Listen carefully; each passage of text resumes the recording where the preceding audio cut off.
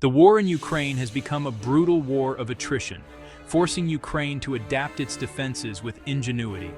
Gone are the days of static trench lines. Ukraine now pioneers a dynamic, technology-driven approach.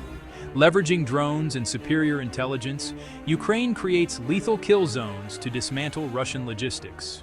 Nowhere is this more evident than in the eastern Donbass, where open terrain and road networks become killing grounds. The Ukrainian Kill-Web is a case study in how a smaller, agile military can outmaneuver a larger adversary. Disrupting enemy supply lines is an old idea, but Ukraine's scale and precision are new. Early in the war, Ukrainian ambushes and partisan actions were effective, but limited. As the front stabilized, Ukraine needed a systematic doctrine to degrade Russia's offensive power at its source. Outnumbered, Ukraine focused on making every asset count by ruthlessly exploiting Russia's logistical vulnerability. The Russian military's centralized, road-bound supply system became the perfect target. The Kill-Web emerged as a proactive, attritional defense, striking miles behind the front. Inexpensive, high-quality drones provided persistent, real-time intelligence, transforming the rear into a lethal environment. This transparency allowed Ukraine to map and target Russian logistics with unprecedented accuracy. The Kill-Web represents a doctrinal leap, shifting focus from blunting attacks to dismantling the support system itself. By targeting the roots of Russian combat power, Ukraine aims to exhaust resources and erode the will to fight. Attrition now extends far beyond the front lines, into the very arteries of the Russian war machine. The Ukrainian Kill-Web is a layered network of sensors and shooters, with drones at its core. Long-range reconnaissance drones map out Russian supply routes and depots deep in the rear. Tactical drones provide persistent overwatch of key roads, tracking every vehicle in real time. Their video feeds link directly to command posts and artillery units, reducing response time to seconds. Artillery, guided by drone spotters, turns entire stretches of road into lethal impact zones. FPV drones, small and explosive, hunt down vehicles that escape artillery barrages, striking with pinpoint accuracy.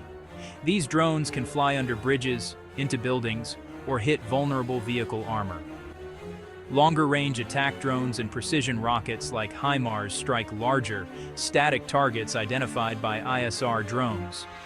The Kill-Web's strength lies in its integration. Drones cue artillery, FPVs finish survivors, and rockets hit depots. This system transforms the battlefield, making movement perilous for Russian logistics. Ukrainian operators orchestrate these assets with a god's-eye view, ensuring no supply line is safe. The result? A seamless, relentless cycle of detection and destruction. Drones are both the eyes and the fangs of Ukraine's new way of war. The Pokrovsk axis west of Donetsk exemplifies the Kill-Web in action. Russian offensives here depend on a handful of key roads, now infamous roads of death. Ukrainian drones maintain round-the-clock surveillance, with every meter pre-sighted by artillery and FPV teams. The strategy is patient. Not every vehicle is destroyed, but the cost of using these roads is made prohibitive. Drone teams track convoys, identify patterns, and time strikes for maximum disruption. High-value targets like fuel and ammo trucks are prioritized, causing secondary explosions and chaos. A typical engagement: a drone spots a convoy, relays info to artillery, and shells trap vehicles in a kill zone. FPV drones then hunt down survivors, guided with deadly precision. This process repeats day and night, leaving burnt-out Russian vehicles as grim markers. The destruction is systematic, aiming to create constant attrition on Russian logistics. Each lost truck means less ammo, fuel, and food at the front.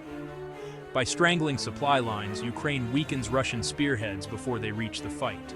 The Kill-Web's effectiveness is clearest in its coordinated ambushes. High-altitude drones identify Russian columns, tracking them until they enter exposed kill zones. Ukrainian forces wait for the optimal moment, long open roads or choke points, before striking.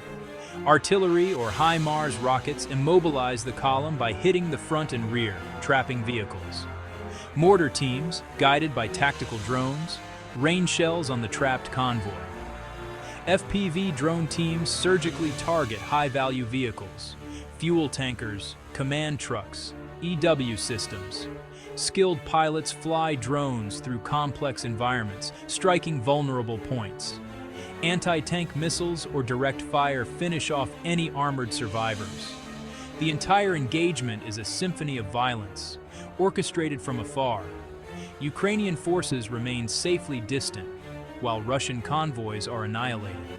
The Kill-Web delivers destruction with precision and minimal risk. The Kill-Web's impact is as psychological as it is physical. Russian drivers and logisticians live in constant fear, knowing they're always being watched. The threat of sudden drone or artillery strikes turns routine supply runs into ordeals. Drivers avoid main roads, use inefficient routes, and speed recklessly, leading to accidents and delays. Night offers no safety. Thermal drones see just as well in darkness. This relentless pressure erodes morale and operational effectiveness.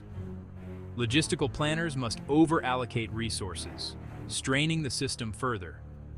Unpredictable losses cripple frontline commanders' ability to plan. Russian troops feel hunted and helpless, unable to strike back at invisible enemies. Intercepted communications reveal desperation and fear among Russian soldiers. The Kill-Web attacks not just the means, but the will to fight. The material consequences of the Kill-Web are stark. Russian artillery units suffer shell hunger as ammunition trucks are destroyed en route. Fuel shortages immobilize tanks and vehicles, turning them into static targets. Damaged equipment can't be repaired or evacuated, leading to permanent losses. Russia must send multiple trucks for every delivery, knowing most won't survive. This unsustainable attrition burns through Russia's limited supply of vehicles. The bottleneck is felt from factories to the front lines. Russia diverts combat resources to protect convoys, thinning its offensive strength. Every anti-drone team guarding a truck is one less on the front. The Kill-Web forces Russia to misallocate assets, compounding its logistical crisis. Russia has tried to adapt, but with limited success.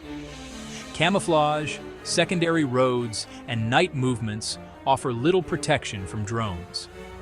Electronic warfare systems jam some drones, but Ukrainian operators adapt with new techniques. Russia deploys its own drones to hunt Ukrainian teams, sparking a cat-and-mouse game.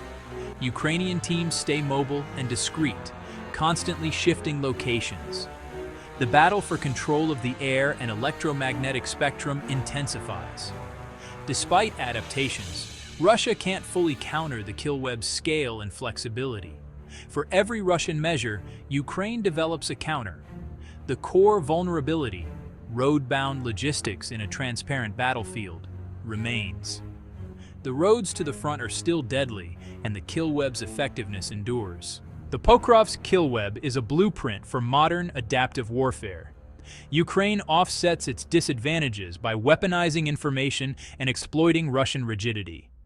The transparent battlefield, enabled by cheap drones, makes massed logistics perilous. The Kill-Web shows how smaller nations can defend by targeting support systems, not just enemy troops. The contest will keep evolving. Russia will invest in EW and air defense, Ukraine in smarter drones. The technological arms race will shape the war's future. Wars of attrition are about dismantling the systems that keep armies fighting. By turning supply lines into roads of death, Ukraine attacks the foundation of Russian power. This innovative, necessity-driven strategy has shifted the conflict's dynamics. The lessons of the Kill-Web will echo in military thinking for years to come.